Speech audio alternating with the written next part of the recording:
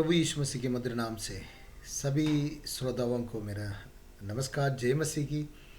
आज फिर से हम वजन लेके आने में प्रभु ने मदद किया। कल का दिन हम नहीं कर पाया, हमारे पास कुछ लोग आने की वजह से उनके साथ टाइम बिताना पड़ा, पास्टर लोग के साथ टाइम बिताना पड़ा, इसलिए कल का वीडियो नहीं कर पाया।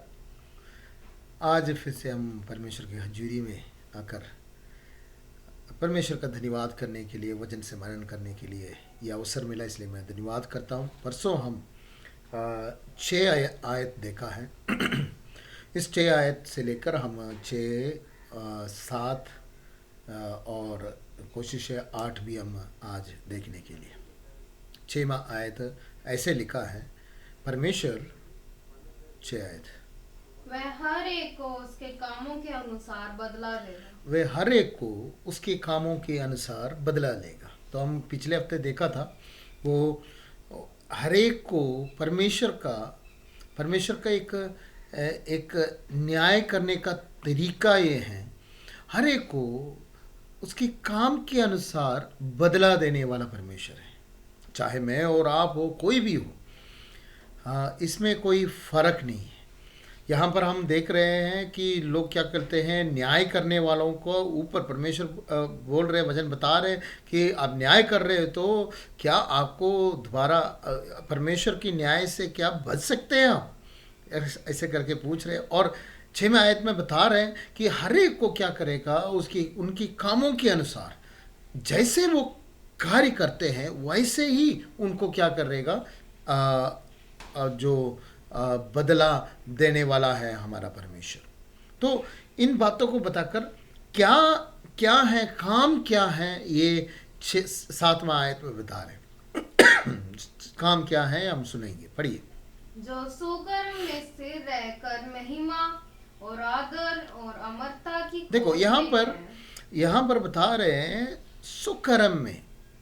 सुकर्म में यानी गुड वर्क्स, अच्छा काम में स्थिर रहकर। ऐसे नहीं है कभी अच्छा काम किया फिर छोड़ दिया, इस तरह से नहीं है। सुकर्म में, अच्छे काम में स्थिर रहने वाला लोग। क्या हम अच्छा काम में स्थिर रहते हो? वचन क्या कह रहे हैं कि जो सुकर्म में स्थिर रहकर महिमा, आदर और अमर्थता की खोज में रहने वाले, महिमा, आदर और अमर्त्यता की खोज में रहने वाले। तो काम क्या है? सुखरम करना, अच्छा काम करना।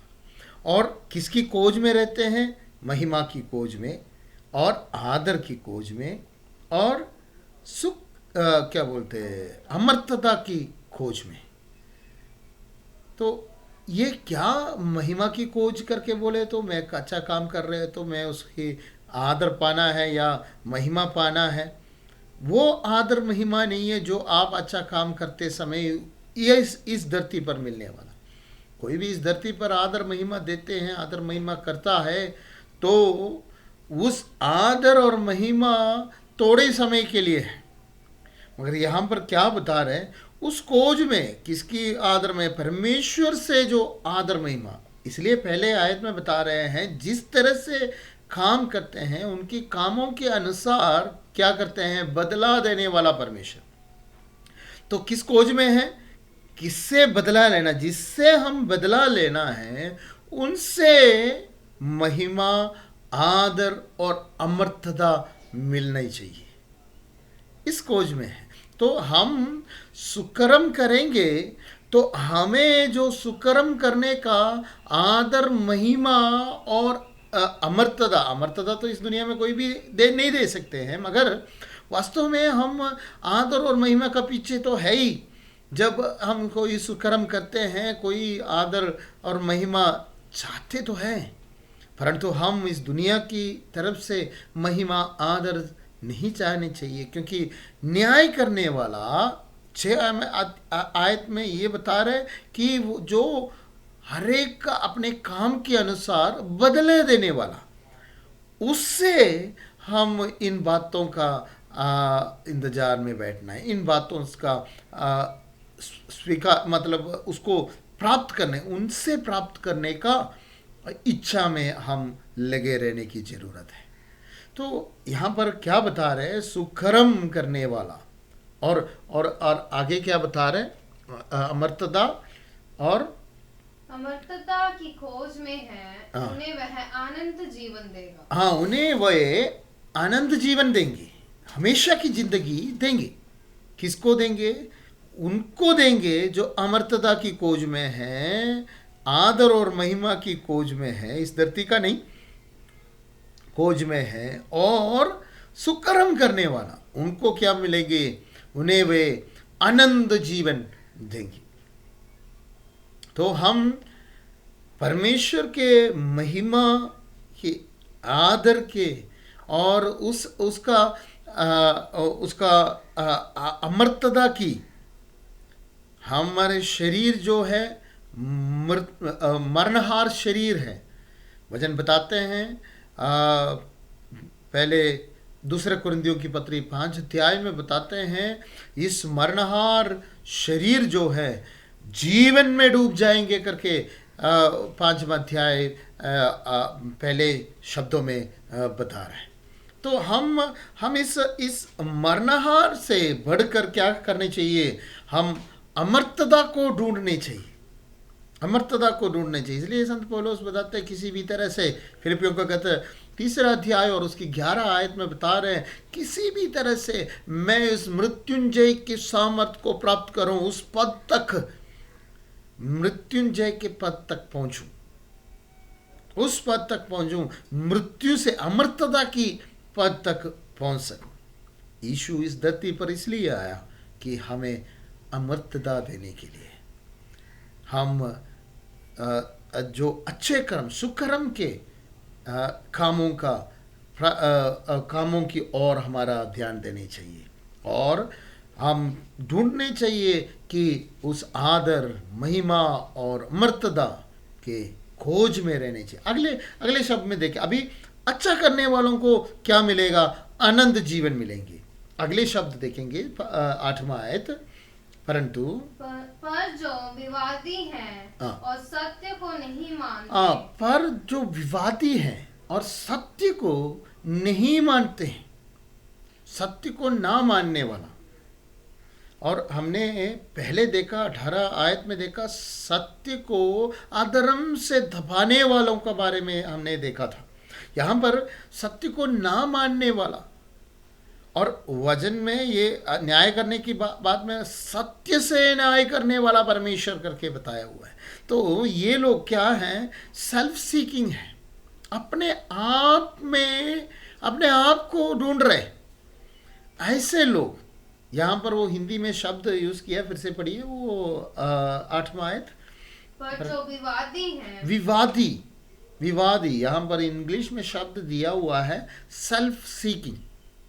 सेल्फ सीकिंग, अपनी महिमा, अपनी मतलब इस धरती पर जो भी कुछ चाहिए मेरे लिए, मुझे इस तरह से चलने वाला विवादी लोग। और अगले शब्द में बता रहे हैं कि विवादी और सत्य को ना मानने वाले लोग। और अगले 3 बातें इन लोगों के बारे में बता रहे हैं। पहले विवादी, दूसरा सत्य को ना मानने वाले, और अगले शब्द वरन अधर्म को मानते हैं। अधर्म को मानने वाला, followers of evil doers, evil, follow evil. सत्य को नहीं मानते हैं, परंतु क्या करते हैं? अधर्म को मानते हैं, अधर्म के पीछे करते हैं। इविल के पीछे करने वाले क्या करते हैं? उनका सजा क्या है? आगे बता रहे कि उनको क्या प्रतिफल मिलेगा। पढ़िए, उन पर क्रोध और कोप बढ़ेगा। उन पर क्रोध और क्षोभ बढ़ेगा। बढ़ेगा। इससे पहले हमने देखा है जो ऐसे करने वाला क्या है, अपने लिए क्रोध को इकट्ठे कर रहे हैं। न्याय कर कर वही काम करने वाले लोग अपने ऊपर क्या है, और भी दंड को इकट्ठा करने वाला है। उस समय के लिए परमेश्वर का क्रोध के लिए दंड को इकट्ठे करने वाले हैं।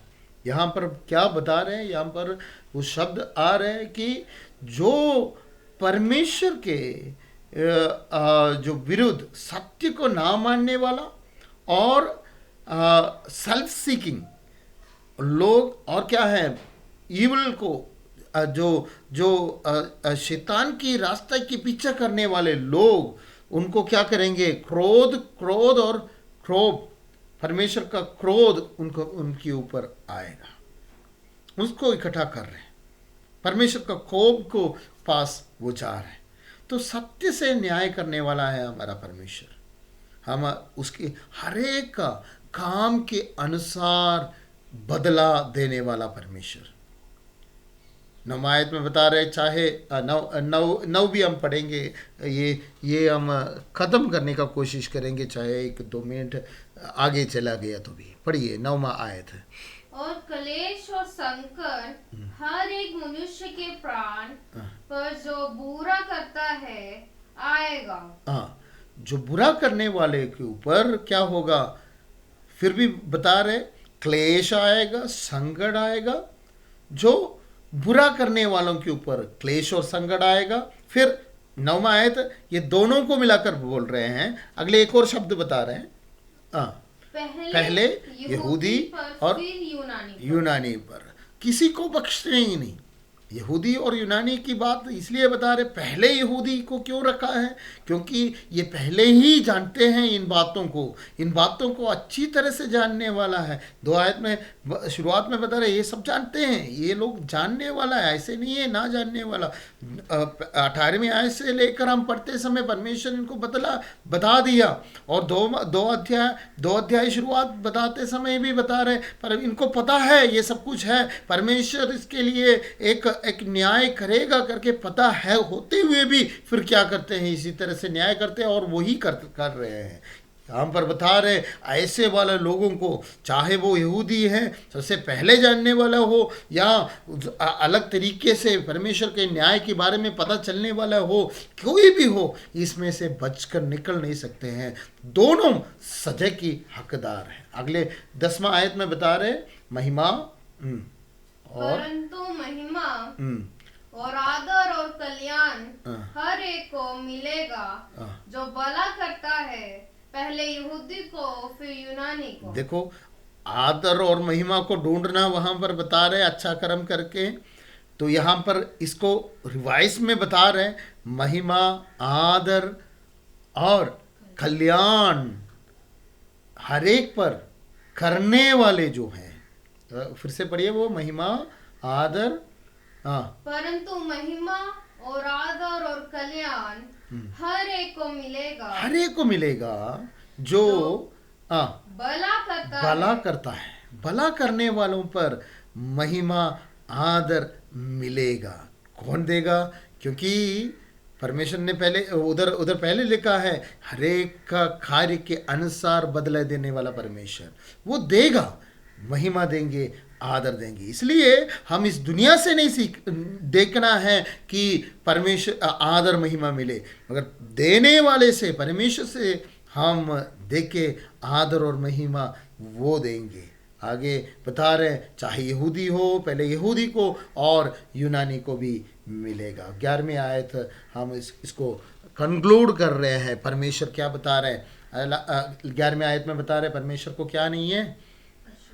पक्षपात नहीं है। परमेश्वर को इसमें कोई पक्षपात नहीं है। कोई देखो, ये इस तरह से है, मैं इसकी फेवर करूँगा करके कोई किसी का फेवर नहीं करते हैं। परमेश्वर का कोई पक्षपात नहीं है।